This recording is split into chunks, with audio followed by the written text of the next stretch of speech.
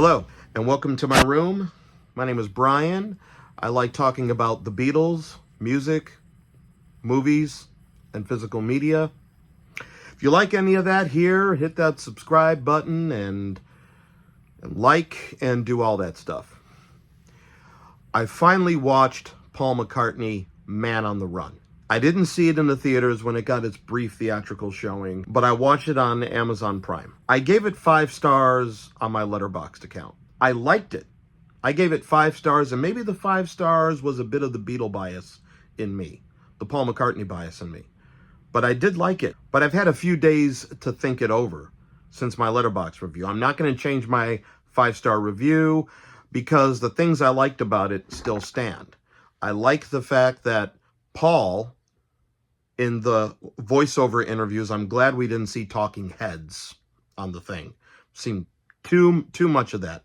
But I'm glad there was a lot of recent interview with Paul, and it wasn't the typical McCartney stock answers. Paul has them ready at the drop of a hat. And I'm sick of those, which was one of the reasons why I didn't like the Hulu documentary with Rick Rubin. I think it was called Paul McCartney 321. I watched it at the time. I'm glad I watched it, and I've never cared to watch it again. Stock answer after stock answer with Rick Rubin being a fanboy all throughout the whole darn thing. Here, not all the stock answers. And I like the fact that we heard from other people in Wings. We heard from Denny Lane, rest in peace. We heard from Denny Seiwell, the first Wings drummer. We heard from Joe English from that 1975-77 classic lineup. We heard old interviews from Henry McCulloch, rest in peace. And sometimes Paul doesn't come off so good, which is good, because we build these sanctimonious images of our heroes in the Beatles, and the Beatles were not saint. And I like how it really shows the love between Paul and Linda, and it really explains why Linda was in the group to begin with, even though she got a lot of flack.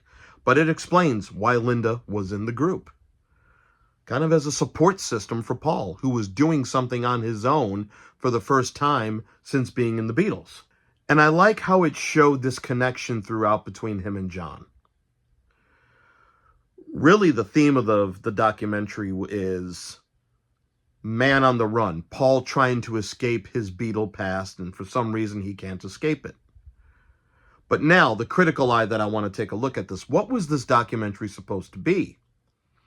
If it was supposed to be a documentary of Paul's post-Beatles career in the 70s and early 80s, up to when, Wings broke up, they omitted a lot of stuff, if we're going to talk about that, if that's what it was supposed to be. Because we don't talk about how Paul went to L.A.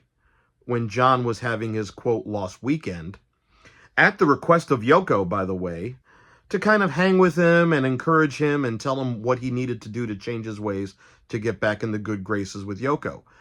That was confirmed by the both of them, by the way. It doesn't talk about the visits that Paul made to John in the mid to late 70s and all of that. It doesn't talk about that information. So it really doesn't delve into a lot of the things post-Beatles in his personal life. They have that montage where it talks about a lot of people in the early 70s, how conservative it seemed Paul was. And how some people like John and other artists were great at talking about revolution. But they don't talk about the fact that the first Wings single was Give Ireland Back to the Irish. And it was banned by the BBC. They don't talk about Hi, Hi, Hi, another Wings track, great Wings track, and that was banned by the BBC. And the result of that, in a lot of people's eyes, was the Mary Had a Little Lamb single. You do hear a lot from Henry McCulloch talking about all that stuff being a load of bollocks. And how he felt his talents were being wasted. And Denny Seiwell talking about how the unreleased Bruce McMouse film that they did was all this corny stuff.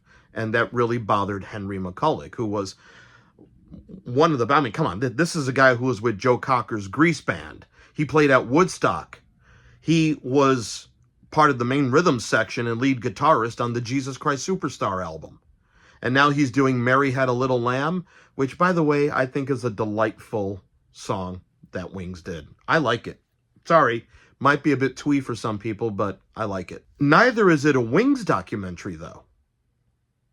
I mean, Wings is in there, but it's not a Wings documentary.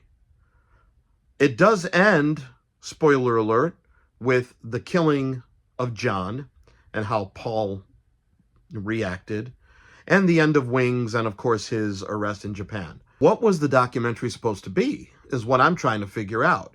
Now, granted, I think this is the documentary that should have been released in place of Wingspan, which came out in 2001, which is what it is. Paul wanted to be a television special and not a movie. And of course, he gave his stock answers with his daughter Mary on that thing. He had his stock answers at the ready. I mean, they do address Paul's Scottish farm where they went to live, which was basically, you see a lot of video of film footage of that, and it was basically in shambles. It was, it was a dump. But also, they don't talk about how a lot of Paul's money was tied up because of the business dealings with Apple and the lawsuit against Apple. So he was kind of put on a stipend at the time. So they don't delve into that detail. For whatever reason, I don't know. You just think it was he lived in a ramshackle place. But a lot of it had to do with the fact that he didn't really have a lot of money at the time because it was frozen. That was addressed in Wingspan. I like what it is. But again, I still have issues on what it actually was, if that makes sense. Not too sure. Wings doc? Paul doc? What kind of doc was it? But then again, I found out that they edited this thing, and it was originally around 2.5 hours long. So I'd like to see the 2.5 hour version, please. Thank you very much. But give me some of your thoughts if you've seen Man on the Run. What are some of your thoughts about this? Put them in the comments. I'd like to know. Peace and much love, and talk to you soon.